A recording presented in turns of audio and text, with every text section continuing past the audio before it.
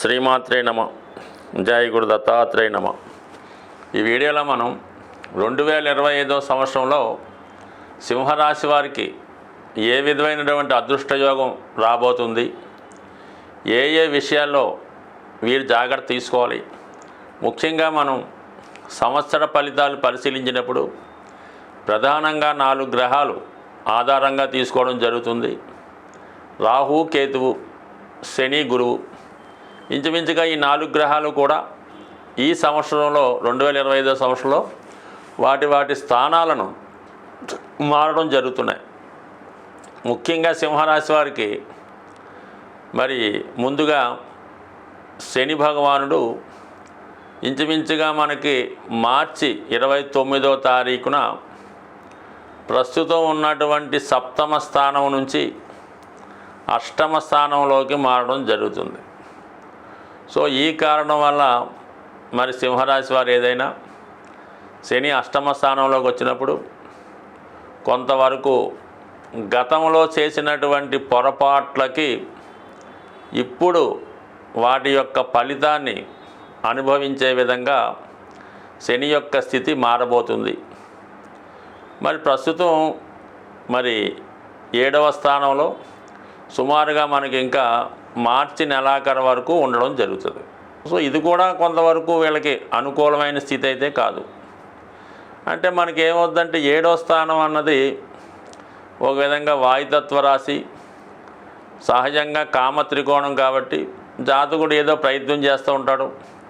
1-2 సార్లు విఫలమైన చివరికి శని భగవానుడు ఎవరికైతే అర్హత ఉంటుందో వారికి ఖచ్చితంగా ఇవ్వడం జరుగుతుంది.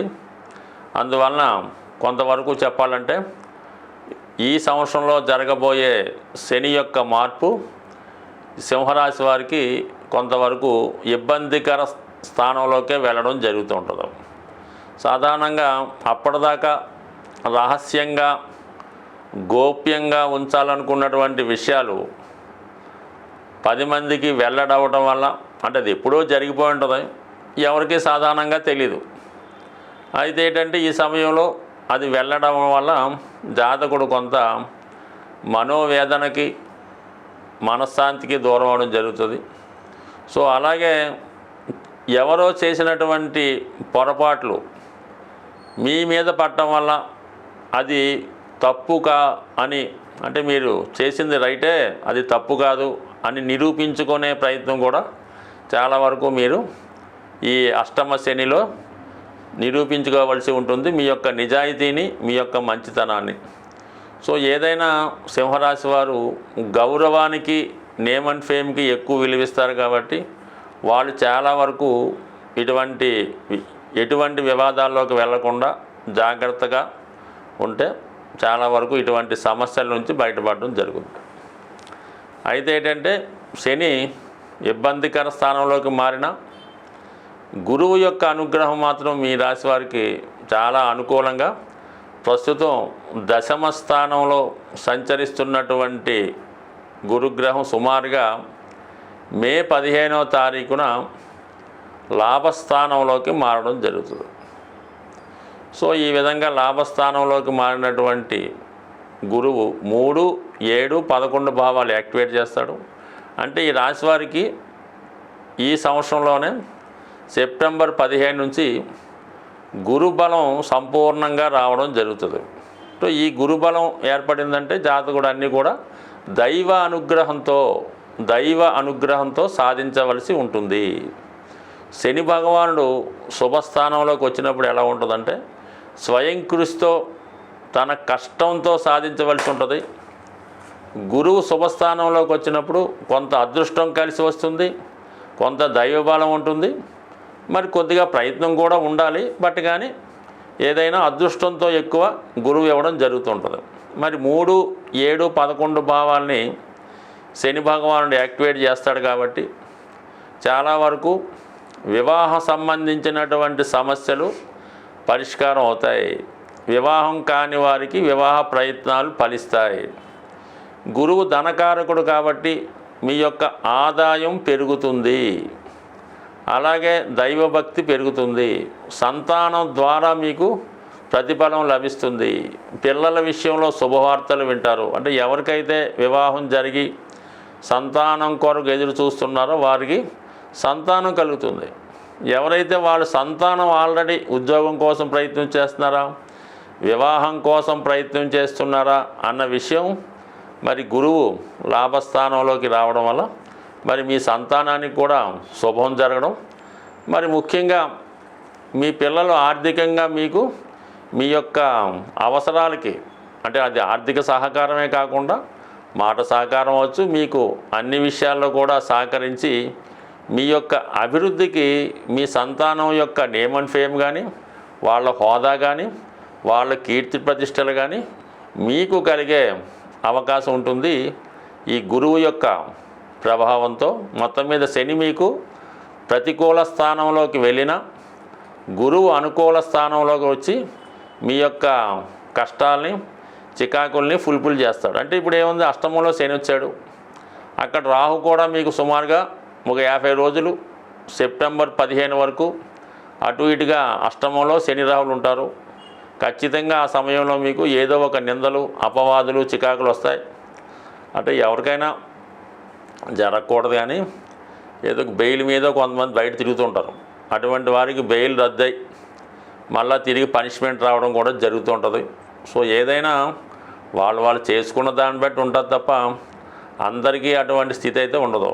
కొంతమందికి ఏంటంటే అప్పటిదాకా మంచి సర్వీస్లో మంచి సీట్లో జాబ్ చేస్తుంటారు, సడన్గా ఏమాత్రం ప్రాతినిధ్యం లేని ఒక సీట్లోకి మార్చి ఏదో ఒక మారుమూల ప్రాంతానికి బదిలీ చేయడం జరుగుతుంటుంది. అది కూడా అష్టమ శని ప్రభావమే అవుతూ ఉంటుంది. సో ఏదైనా మరి శని స్థితి మీకు ప్రతికూలంగా ఉన్న గురువు స్థితి అనుకూలంగా ఉండడం జరుగుతుంది. ఇంకొక విషయం ఏంటంటే రాహుకేతువులు. ఈ రాహుకేతువుల్లో ముఖ్యంగా మీకు ఇంచుమించుగా మనకి ఈ సెప్టెంబర్ 15 అటు ఇటుగా ఈ మే నెలలోనే సుమారుగా గురువు మారినప్పుడే ఈ కేతువు కూడా మే 19, 20 తారీఖులో వక్ర గమనంలో సింహరాశిలోకి ప్రవేశించబోతుంటాడు.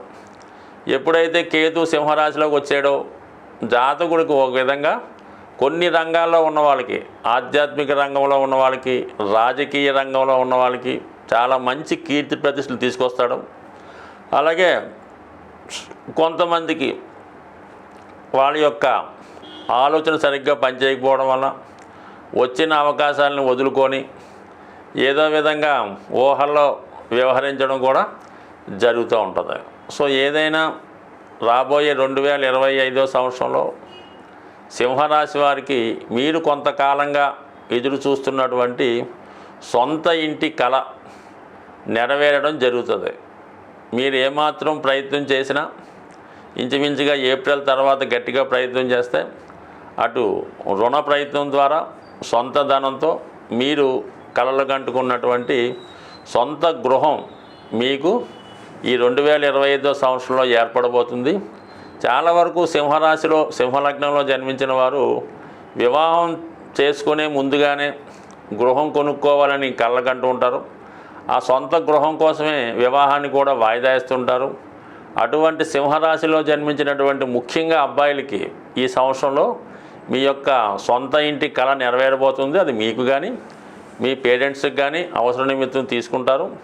మరి సొంత గృహం ఏర్పడిన వెంటనే మీకు కళ్యాణం కూడా ఈ గురువు యొక్క అనుగ్రహంతో జరగబోతుంది. ఇవన్నీ కూడా సుమారుగా 2025 సంవత్సరం ద్వితీయార్థంలో జరిగే సూచనలు ఉన్నాయి. మరి 2025 సంవత్సరంలో సొంత గృహం యోగం చాలామంది రాశుల వారికి ఏర్పడడం జరిగింది. ముఖ్యంగా గురువు యొక్క స్థితి అయితేనే, శని భగవాన్ స్థితి అయితేనే, అలాగే మెయిన్ కుజుని యొక్క అనుగ్రహం చాలా వరకు ఈ రాశుల మీద పడడం వల్ల ఈ రాశిలో జన్మించిన వారు ఏ రాశి వారైనా వారికి సరైనటువంటి ఆదాయం ఉండి అర్హత ఉంటే ఏ కొద్దిపాటి ప్రయత్నం చేసినా మీకు సొంత గృహం ఏర్పడుతుంది. మరి ఆ సొంత గృహం ఏర్పడాలంటే మీరు చేయవలసినటువంటి రెమెడీస్ ఏం లేదు. జ్యోతిష శాస్త్రరీత్యా కుజుని యొక్క బలం ఉంటేనే జాతకంలో వాడు భూమి కానీ గృహం కానీ ఏర్పాటు చేసుకోగలడు. అంటే ఒక విధంగా కుజుడు ధైర్యాన్ని ఇస్తూ ఉంటాడు. ఒకడు నెలకి 2 లక్షలు సంపాదించిన ఇల్లు కొనుక్కోవడానికి అసలు ధైర్యం చేయలేకపోతుంటాడు. మనం ఇన్స్టాల్మెంట్ కట్టగలమా, ఒకవేళ ఉద్యోగం పోతే ఏమొద్దని ఇబ్బంది పడుతుంటాడు. వాడు ఎప్పుడూ కొనలేకపోతుంటాడు. అలాగే నెలకు 30,000 జీతం తెచ్చేవాడు కూడా వాడి తాహా తగ్గట్టుగా ఏదో గృహం ఏర్పాటు చేసుకోవడం, దాన్ని ఇంకా ఇంప్రూవ్ చేసుకోవడం జరుగుతుంటుంది. ఏదన్నా కుజ బలం ఇంపార్టెంటు. దాని తర్వాత ఏంటంటే కుజుడి యొక్క అనుగ్రహం పొందాలంటే మీరు అటు సుబ్రహ్మణ్య స్వామి, వేగంగా మనం గృహ నిర్మాణం కావాలంటే ఆంజనేయ స్వామిని మించింది లేదు. మీరు ఒక గట్టి సంకల్పం పెట్టుకొని ఒక 8 మంగళవారాలు ఆంజనేయ స్వామిని తమలపాకులతో పూజించుకోవాలి. ప్రతి వారం కూడా తమలపాకులతో పూజించి మరి ఒక అరటిపళ్ళు కానీ కొబ్బరికాయ కానీ నైవేద్యంగా పెట్టాలి. సంకల్పం వారం వారంకి పెరుగుతూ ఉండాలి. దానికి తగ్గట్టుగా మీరు ఏదో ఒక ప్రయత్నం కూడా చేస్తూ ఉండాలి.